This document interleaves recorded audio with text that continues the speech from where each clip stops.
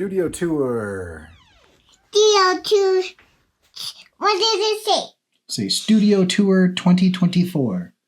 Studio 2024. Ooh, good job. Dad can say, listen to this. Welcome to the studio. Oh, you had to wave my hand? My 5-year-old broke into my studio and pulled the shelves down. So I built new shelves. Hey, guess what these boxes are, Roz? Okay. What are those? They're Daddy's new shelves. Oh. Yeah. Okay. What do you think? Are you excited about my new shelves? Yeah. Yeah. Do you want to help me set them up? Yeah. Okay. Do you want to go ride your bike first? Yep. Okay. See you later. Bye. Bye. Kind of getting a little overwhelmed, but my plan is to move this desk against the wall. And in between those, I'm going to put this flat file. I've measured it. I'm pretty sure it's going to fit, but that means that I'm going to have to rewire my camera, lights, mic, MacBook Pro. So I've got 3 different computers that are operating here. But I think this is going to be a better layout. It's like this stupid game of Tetris. I've got to move all of these shelves off, take all the art off the wall, shift the couch over here, move these out, take the shelves off the wall, build the new shelves, move the desk over, rewire all 3 computers. Like I'm just completely surrounded by furniture and books. There's like almost no space to stand or work. All right, getting better though. The shelves are up. So this is my basic setup. I've got kind of a C-shaped situation here. So this keyboard goes to the PC. This keyboard goes to the Linux. I can send multiple things to the TV. This is a Blackmagic ATEM switcher. Got the drawing and reading station right here. I also do top-down shooting. Give you a little view of what it looks like to sit here. So again, got my switcher over here. Got my mixer right here. This guy holds my stylus. Split keyboard here for ergonomics. This guy is really cool. So this is an Elgato Stream Deck. Each of these are custom programmable. And so if I switch to Photoshop, if I switch to After Effects, then I can jump in here, right? And it's smart so that if I jump over to, Firefox or whatever, it loads the Firefox profile. You can do hotkeys, you can do macros, you can do all kinds of things. It's a pretty sweet setup there. Got the MacBook Pro there. This is where I'm on when we're doing Artcasters. This mouse here is controlling the PC, and then I use the stylus on this Antique to control the MacBook Pro. Got some artwork on the walls. Here's a page I got from Ryan Otley. You can see finished page here, and then kind of the size comparison. This page I really liked because it had all the red and blue line in it that showed how he was working out the perspective of different things. So you can see that like everything kind of falls into that perspective. Here's another Ryan Otley page. I'll show you up close. Big battle. Again, those kind of perspective lines in the buildings. Here's some pages from James Herron's Rumble. If you guys haven't read Rumble, you need to go read Rumble. It's pretty rad. So you can see the page here. And then here's the actual artwork he did the pencils and inks on. I mean, I love the texture. That dry brush here. You can see dry brush here. You can see whiteout kind of breaking up some of this. There's some dry brush of some whiteout kind of to break up that silhouette. Fingerprints and splatter. You can see him kind of working out some of that on the edges. This page, doing a color hold on the inks there. Lots of action going on.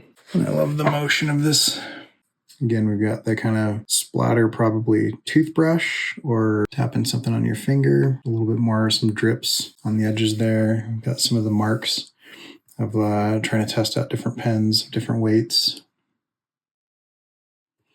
This looks like it was lined in and then painted over with some whiteout, maybe some gouache or gesso. So I've got a page by Sean Gordon Murphy, and this is the page, but I just love how it looks. I've got it kind of on kind of recycled paper, but here's the page so you can see it in scale. Nice big high contrast kind of headlight to draw us in on these leading lines here. Really nice, just kind of leading into this and then kind of framing that headlight here. We've got these kind of lines coming in, but then we also knock those out with some white out as well. Real roughed in dry brush building in the back there. Here's an interesting way of showing like headlights that are on, where you've got some of those like lens flares coming through. Really small people here. You can see my fingernail there next to those guys. We have some detail on the faces. You can see he kind of fixed his mouth there. Cool angle of the helicopter, and we see it start to break up near the blades here at the back. Got some toothbrush splatter as well. Speed lines top down, so we have kind of this establishing shot and this high angle shot. Anyway, I like this page a lot. For a while, I was collecting things with explosions and things with motorcycles. And so this was kind of a no-brainer. But we redrew this a few times. You can see can you see that? There's little indentations on the kind of scratch marks of where he kind of erased that pencil. Nice little explosion followed by clouds there. Whiting this out there. We got some whiteout kind of cutting into the shadow of the bike to show like dirt spraying. And then I love this effect here where we have these darker lines coming in and doubling up. That gives it the sense of motion, but also like there might be a building or mountains. The background is just kind of, it looks like it's blurring without having to smudge anything. And then we've got our little guys. Less detail, we don't need to see them because they're background characters, good expression here. Really nice detail, little drip on the nose, so she's kind of crying and freaking out. Kind of on that panel. And then nice negative space kind of surrounding these. So you have all of this action of this airplane crashing. You've got the speed lines around, and then you've got this big frame. These are very small, just enough to kind of show us what's going on. Almost stick figures even. And then we get another side view. Get an overview. Here you have kind of a turning. And then lots of fingerprints. Lots of fingerprints and smudges and buildings. You can kind of see that final panel kind of fills the rest of the page. Nice foliage. Here at the bottom. Here's the Joelle Jones page. One of the things that's crazy about her is these awesome details where she really gets that kind of vibe of mid-century modern kind of going on. This is from the book Lady Killer. I mean, we've got all the clothes in the closet. Great expression here with the lace gloves. Go down in here, you can see the same guy. The reflection and the reflection here in the street. There's the same kind of effect that Sean Murphy was doing with those lights. Just to give you a size comparison of that face. Got the new bookshelves up right over here. I've got my client couch and some art on the walls.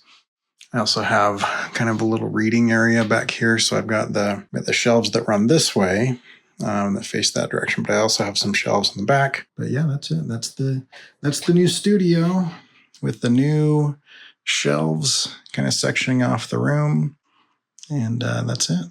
So thanks for watching. We will catch you guys next time. Will you say, go make stuff? Go make stuff. Good one. He does. Yeah. let's say go make things. Okay. Go make things. Go make things. I like go make stuff. Huh? Hmm?